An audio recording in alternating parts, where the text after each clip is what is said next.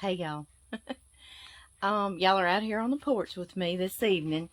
I was trying to wait till it cooled off a little bit to go looking for sassafras leaves to show y'all, but I guess it's gonna cool off, so we're just gonna go anyway. What I wanted to tell you was that I picked sassafras in August on a full moon. That's what I read years ago when I was wanting to make my own gumbo filet or sassafras filet. And I don't know why, but that's just an old-timer way. So I thought, well, we're not going to mess with the old-timers. So I want to kind of do little videos all along and help y'all get some located, because the full moon is August 11th this year of 2022. And so I want y'all to be able to pick some as well if you want to make your own sassafras filet. So, and what you make that for is if you want to thicken gumbo, and I actually use it to flavor my gumbo. I'll put it in my gumbo for thickening, and then I'll also change it around when I'm serving my gumbo. I'll sprinkle a little on top for that little fresh filet flavor. So anyway, I just thought I want to keep y'all up to date, and if I wait and do the video all at one time, it'll probably be September or so before I'm able to grind these leaves, because they have to dry, and then you'll be behind because you're supposed to pick your sassafras leaves in August. So I'm going to turn y'all around and show y'all where I get mine from, and we'll try to go locate some others and show you where you might find some, okay? So let me flip y'all around. All right, here we go. We're just going to go right off of the porch, and we've got some down here. John grew up on this piece of property. His papa was born in 1905, and he grew up in his papa's home with his mom and daddy and sister and his papa, and that was a great life. And so, because his papa was born in 1905 and bought this farm in the 1920s, it still had old-time stuff on it. And one of the old-time things is wells, water wells. We've got one here. I've planted canna from my grandmother's house, this red canna, all around it. And then there's this other one. You might can see a piece of the pump down in there. But anyway, John grew up drinking water out of these wells, and so I planted around them just to kind of cover them a bit. But I did not plant these sassafras trees, and that's what this is right here. However, I feel like it's my theory that birds plant them because, let's see here, guys. You see these little tiny berry seeds there? I feel like they eat them, and then they fly around and land probably on the well cap down in there and poop out those seeds and plant these trees for us. You can find them anywhere that a bird might see it, like on a fence post or at the base of another tree.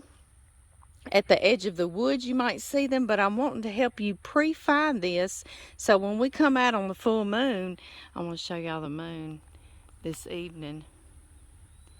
Can y'all see him? He says, I'm getting there, y'all get ready. So when we come out on the full moon, you'll know where to go. And listen, if you don't want to come out and pick in the dark, honestly, that's fine. I feel like they felt like that was the best flavor you could get or something. I don't know. If y'all heard why, let me know. I just don't question. I don't question the old ways. I just do it. I feel like they know best. But anyway, I'm trying to get you to locate what we need as far as to know for sure you have a sassafras tree.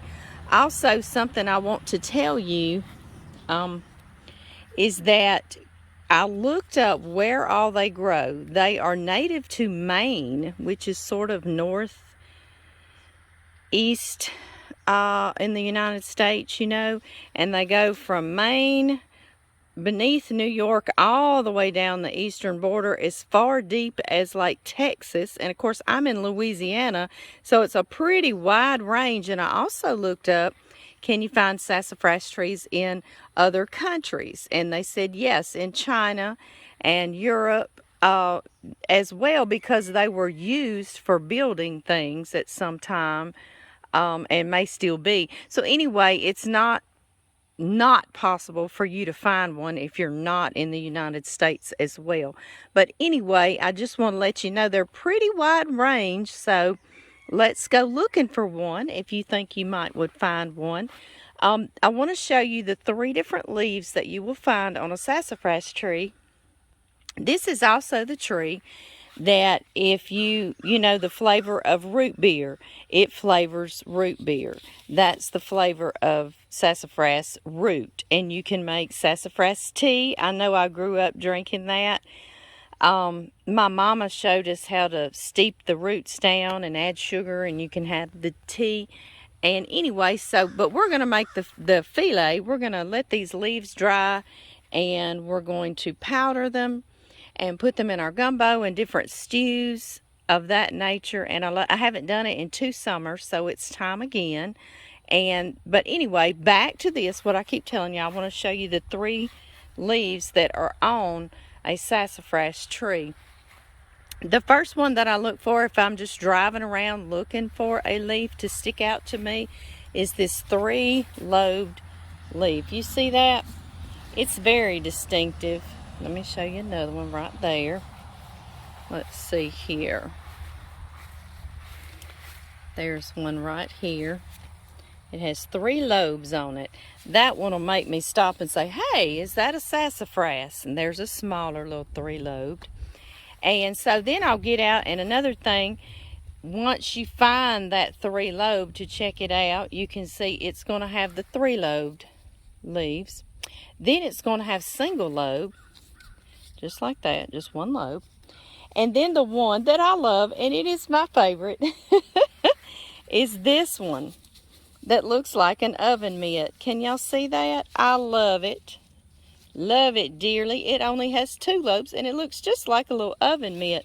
Let me find a better one for y'all to see. There's another little oven mitt right there. And I think they're precious. They're just neat to me. Oh, he looks just like a little oven mitt. Isn't that cute? So find those 3 things, the 3-lobe, the single lobe, and the little oven mitt. And then the next thing you can look for is break off some of a little limb. And this part right here, ooh, it has a very bright smell. And almost minty, not quite as root beery as the root, but very minty, fresh smell. And you can actually chew on this. And it's very bright and minty. And people have used it to freshen their breath. I believe the Native Americans introduced this to all the settlers coming over here trying to settle and struggling. So they were very nice to introduce and teach us things, and I just don't want us to lose it. So anyway, this is what we have, and August is your best month, and for some reason the full moon is the best time to pick, which is August 11. And don't y'all think that's fantastic that the moon encompasses us all? Yeah, I'm gonna get that out in a minute. And like we all have the full moon together, basically. And I just think that's neat and cool and brings us all together. I won't try to say encompasses us again. But anyway, that's where ours got planted by birds. And of course, I did not pick it up or dig it up. No, I did not.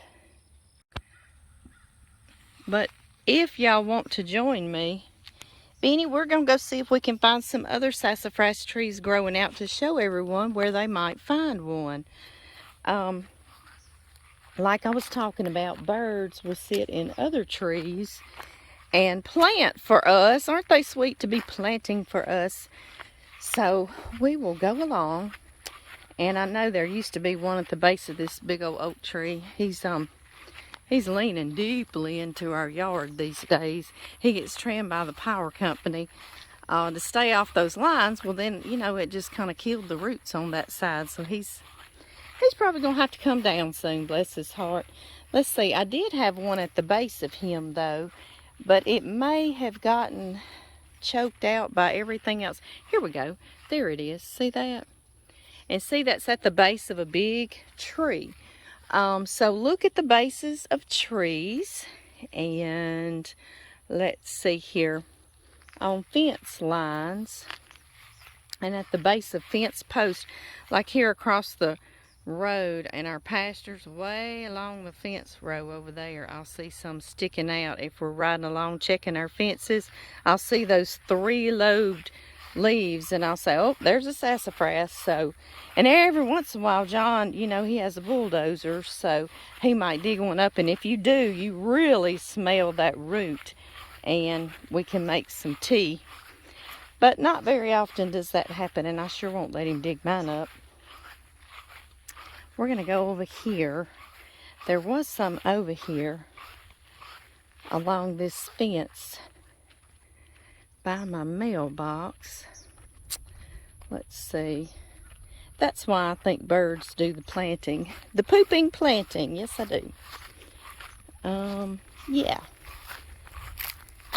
There's a little one right there. You see, he's got the 3-lobe. And the single lobe, and he's got an oven mitt. And so, oh, and I didn't look at the bark on that tree with y'all. We'll go back. Yeah, there's another. So yeah, you'll find them along fence rows as well. And I believe that's the only spots I know around here. But that'll give you an idea of where to look if you want to try to find you some before the full moon. And now 2 summers back, when I picked the full moon, we were at the beach when it happened in August, so I didn't pick it on the full moon. I just picked it when I came back, and it tasted great. But I think that's supposed to be the best time, you know, is what is what all the old timers will tell us. So anyway, I'm gonna try to do it right this year. Go up here. John's Papa's pear tree. His Papa bought this place in the 1920s, and he planted this pear tree somewhere in that period of time. Isn't that something? And it had grown up so badly, it had died way back. And we found it when John was clearing, and now it's making pears again. We need to make some pear butter, don't we? It was loaded, but I tell you, the deer get out here and they have a hi-ho time with it. Yes, they do. If I'm not right on top of things, they beat me to it, but that's okay. Because they need to eat too, don't they? They do. God just takes care of them. Okay, y'all. The only other thing I want to tell you is that you're going to need a nice clean pillowcase to dry these in. You need something that's got a lot of air, or airflow can go through it. Like, you don't want to use a plastic bag. So these leaves can dry really well. We're going to let them dry on into September, and that way they'll be nice and crispy, and we can grind them. And so I actually use a beach bag. You know those beach bags? They're like mesh, and they look like netting kind of, and beach toys come in them at the department stores. Well, that's what I used last time we had just been to the beach, and there it was, and I thought, oh, that's perfect because it's got the little tiny holes all in it. So anyway, that's what I used, but I don't know if I'll be able to find that this year. I've got to go searching. So anyway, I'm just telling you, find you something that your leaves can hang in and be nice and dry. And you're going to want them to be either indoors, or I have a storage room in my carport there that has a refrigerator and an ice maker in it. And so it's really dry and really hot. And it's like I call it a redneck dehydrator. So that's my redneck dehydrator. But, and I guess you could do it in the oven or a dehydrator or something like that, but I just do it. I let it go naturally. It's what I like to do. So anyway, be finding you something to put it in and get ready for Thursday night. I believe it is August 11th. And we'll get out here and we'll pick some leaves, okay? And I'll see y'all then. Bye-bye. I had promised y'all we would look at this bark on the sassafras. So, immature trees, which is basically what I have, they have a reddish brown color. Let's see. Can y'all see that in there? And they're relatively smooth, and the older they get now, they won't stay smooth, okay? And again, if you snap that off, it's very aromatic, and you'll be like, oh yeah, this is a sassafras. So I hope that'll help you get one found, and then we'll get back together.